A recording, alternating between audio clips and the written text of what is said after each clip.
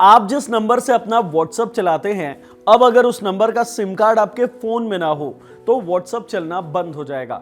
सिर्फ व्हाट्सएप ही नहीं, Telegram, Snapchat, signal, share chat और अताई जैसे सारे मैसेजिंग एप्स पर यही नियम लागू होगा, क्योंकि सरकार एक नया नियम ला रही है जिससे सिम बाइंडिंग कहा जा रहा है। अभी नियम यह है कि इन ऐप्स में लॉगिन के वक्त एक बार ओटीपी मांगा जाता है। एक बार ऐप लॉगिन हो गया, फिर आप उसे कहीं से भी किसी भी डिवाइस से एक्सेस कर सकते हैं। उसमें वो सिम कार्ड हो या ना हो, आप उसे विदेश से भी इस्तेमाल कर सकते हैं।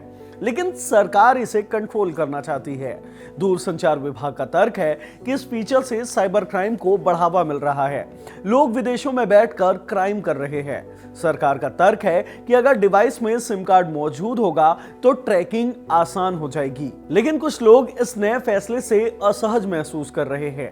कारण मल्टी डिवाइस। कुछ लोग एक से ज्यादा डिवाइस का इस्तेमाल करते हैं। ऐसे में दोनों तीनों डिवाइस में सेम अकाउंट यूज करना मुश्किल हो जाएगा, क्योंकि सिम कार्ड तो एक ही डिवाइस में लगेगा। इसके अलावा वेब लॉगिन को लेकर भी सरकार नियम बदल रही है। नए नियम के मुताबिक वेब पर लॉगिन कोई भी अकाउंट 6 घंटे में ऑटो लॉग आउट हो जाएगा। ऐसे में कुछ कंपनियों का तर्क है कि इससे वर्क फ्लो में परेशानी आएगी, साथ ही यूजर्स की गोपनीयता भी भंग होगी। तो चलिए इस वीडियो में बात करते हैं इसी मुद्दे पर। जानने की कोशिश करते हैं कि सरकार ये सिम बाइंडिंग का जो नया नियम ला रही है वो क्या है, सरकार को इसे लाने की जरूरत क्यों पड़ी, सरकार का तर्क क्या है, इस नियम के आने से इन ऐप्स को चलाने का एक्सपीरियंस कैसे बदल जाएगा, इस नियम से कुछ लोगों को या कुछ कंपनियों को क्या परेशानी हो सकती है, और इन मैसेजिंग कंपनियों को सरकार ने नया नियम लागू करने के लिए कितना वक्त दिया है, सब कुछ जानते हैं इस वीडियो में। हेलो, मैं हिमांशु हूं और आप देख रहे हैं Khabargaon. DOT, directorate of telecommunication, Hindi में कहें तो दूरसंचार विभाग, ये विभाग एक नया नियम ला रही है।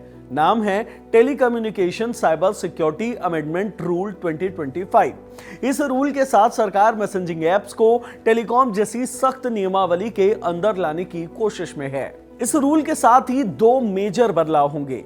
पहला है सिम बाइंडिंग का। अभी आप जितने भी बैंकिंग या यूपीआई से जुड़े ऐप यूज करते हैं, उन्हें तभी एक्सेस किया जा सकता है जब रजिस्टर्ड नंबर वाला एक्टिव सिम कार्ड आपके डिवाइस के स्लॉट में लगा हुआ हो। लेकिन मैसेजिंग ऐप के साथ ऐसा नहीं होता। वन टाइम ओटीपी लॉगिन के बाद डिवाइस में सिम कार्ड हो या ना हो, आप उस ऐप को यूज कर सकते हैं, चाहे वो सिम डीएक्टिवेट क्यों ना हो गया हो। सरकार इसे बदलना चाहती है, क्यों, आगे समझते हैं। दूसरा बदलाव होगा TIUES को लेकर, टेलीकम्युनिकेशन आइडेंटिफायर यूजर एंटिटीज को लेकर। यह होता क्या है? दरअसल सरकार का प्लान है कि जिस तरह से हर व्यक्ति का अपना अलग आधार कार्ड है, जिसमें हर किसी का अपना अलग अलग नंबर है, ठीक उसी तरह से हर व्यक्ति का अलग TIUE नंबर जारी किया जाएगा। इसे टेलीकॉम एंटिटी या यूजर एंटिटी कहा जाता है। यूजर एंटिटी जनरेट होने के बाद आपके सारे सिम कार्ड इससे लिंक हो जाएंगे। जब भी नया सिम कार्ड लेना होगा, यूजर एंटिटी वेरीफाई कराना होगा। सरकार का मकसद है 1 अप्रैल 2026 तक इसे लागू कर दिया जाएगा। सरकार का प्लान है कि सारे मैसेजिंग एप्स को भी इन्हीं यूजर एंटिटी वाली श्रेणी में डाल दिया जाएगा, ताकि ये सारे प्लेटफॉर्म एक सिम के साथ हमेशा कनेक्टेड रहे और सिम से उस व्यक्ति की ठीक वैसे ही पहचान हो सके जैसे किसी आधार कार्ड से आपकी हो जाती है। सवाल उठता है, सरकार ऐसा कर क्यों रही है?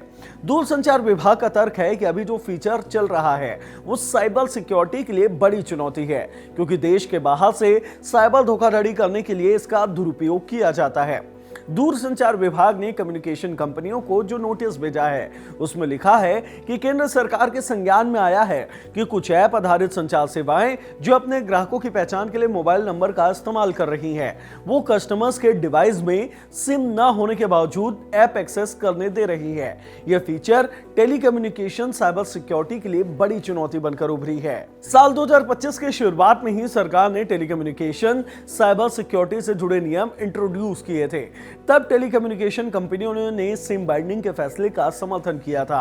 देश की तीनों सेल्यूलर ऑपरेटर जियो, एयरटेल और वोडाफोन आइडिया की एक मिलीजुली संस्था cellular operators association of India COAI ने एक बयान जारी कर कहा था कि अभी ऐप बेस्ड मैसेजिंग सर्विस और मोबाइल सिम कार्ड के बीच बाइंडिंग प्रोसेस सिर्फ एक बार होता है, शुरुआती इंस्टॉलेशन के वक्त। जिसके बाद सिम हटा देना या डीएक्टिवेट हो जाने के बाद भी ऐप काम करता रहता है।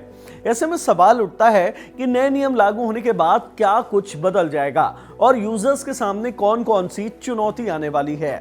इंडियन एक्सप्रेस में छपे आर्टिकल के मुताबिक टेलीकम्युनिकेशन बिजनेस से जुड़े एक वरिष्ठ अधिकारी ने कहा कि विदेश यात्रा करने वाले लोगों के लिए यह बदलाव चुनौतीपूर्ण हो सकते हैं, क्योंकि ऐसे लोग कम्युनिकेशन के लिए विदेशों में वही के सिम का इस्तेमाल करते हैं। एक और प्रतिनिधि ने बताया कि अभी तक आप विदेश में वहां का सिम कार्ड लेते हैं, फिर उसके इंटरनेट के जरिए फोन पर मौजूद आपके पुराने नंबर से लॉग इन हुए व्हाट्सएप या दूसरे मैसेजिंग ऐप का इस्तेमाल करते हैं, लेकिन नियम बदलने के बाद ये संभव नहीं होगा। नया नियम कहता है कि वेब बेस्ड लॉगिन 6 घंटे के अंदर लॉग आउट हो जाएगा, यानी कि अगर आप वेब व्हाट्सएप यूज करते हैं तो हर 6 घंटे में वो खुद से लॉग आउट हो जाएगा। इंडियन एक्सप्रेस से बात करते हुए अधिकारी ने कहा कि 6 घंटे में ऑटो लॉग आउट होना प्रोफेशनल सेटअप के लिए चैलेंज साबित होगा। लोग जेब में फोन रखकर लैपटॉप या कंप्यूटर में व्हाट्सएप का इस्तेमाल करते हैं। कभी कभी फोन एक्सेस से दूर होता है। बार बार लॉग आउट होने से वर्क फ्लो में दिक्कत आ सकती है। मल्टी डिवाइस यूज करने वाले यूजर्स को भी परेशानी होगी। दो मोबाइल या फिर मोबाइल के साथ टैबलेट यूज करने वाले लोग सेम नंबर के साथ अपने मैसेजिंग एप्स दोनों डिवाइस पर चलाते हैं, लेकिन सिम बाउंडिंग शुरू होने की वजह से उन्हें ये सब में ज्यादा परेशानी होगी। इस फीचर का वो इस्तेमाल नहीं कर पाएंगे। लेकिन सबसे बड़ा तर्क साइबर सिक्योरिटी को लेकर ही है। सरकार सिम बाउंडिंग फीचर लाने के पीछे का तर्क सिम कार्ड ट्रैकिंग को बता रही है, लेकिन हमने देखा है कि साइबर क्राइम या दूसरे अपराध से जुड़े लोग अक्सर अवैध तरीकों से मिले सिम कार्ड का इस्तेमाल करते हैं। फेक आईडी कार्ड के जरिए सिम कार्ड लेते हैं। ऐसे में सिम बाइंडिंग साइबर सिक्योरिटी को रोकने में कितनी कारगर होगी, ये देखने वाली बात होगी।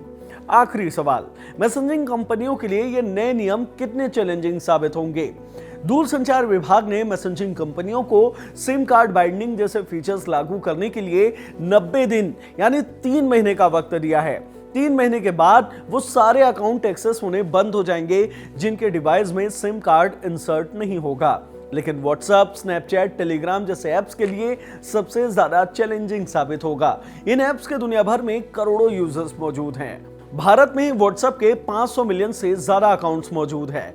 इसका मतलब सिर्फ भारत के लिए अलग से ऐप तैयार करना और अलग फीचर के साथ सर्विस देना इन कंपनियों के लिए चैलेंजिंग होने वाला है। मैसेजिंग ऐप को लेकर जारी इन सिम कार्ड बाइंडिंग जैसे कड़े नियमों पर आपकी क्या राय है, हमें कमेंट बॉक्स में जरूर बताएं। इस वीडियो में इतना ही। वीडियो से मिली जानकारी पसंद आई हो तो इसे लाइक करें, शेयर करें। हमारे चैनल खबरगांव को जरूर सब्सक्राइब करें। धन्यवाद।